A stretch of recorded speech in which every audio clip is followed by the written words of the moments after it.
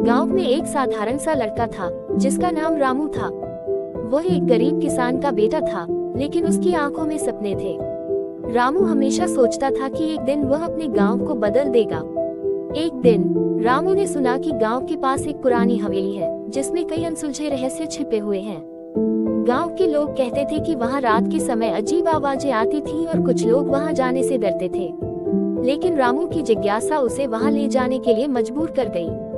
रामू ने रात को हवेली की ओर बढ़ने का फैसला किया। चांद की रोशनी में हवेली का खौफनाक रूप और भी भयानक लग रहा था। जैसे ही वह अंदर गया, अचानक दरवाजे के पीछे से अजीब आवाजें आने लगी। उसका दिल तेजी से धड़कने लगा, लेकिन उसने हिम्मत नहीं हारी। हवेली के अंदर उसे एक पुरानी किताब मिली। किताब के पन्ने उल्टे ही एक साया उसके सामने आ गया। रामू ने देखा कि वह एक आत्मा थी जो अपने खोए हुए खजाने की तलाश में थी। आत्मा ने रामू से कहा, अगर तुम मेरी मदद करोगे तो मैं तुम्हें तुम्हारे सपने पूरे करने में मदद करूंगी। रामू ने साहस जुटाकर आत्मा की मदद करने का निर्णय लिया। दोनों ने मिलकर खजाने की तलाश शुरू की। कई खतरनाक मोड़ आए, लेकिन रामू ने अपनी बुद्धि और हिम्मत से सबका सामना किया।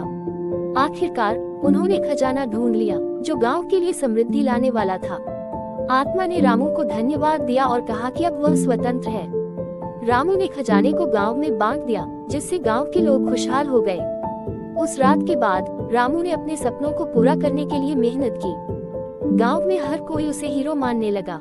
रामू ने साबित कर दिया कि साहस और जिज्ञासा से किसी भी मुश्किल का सामना किया जा सकता है।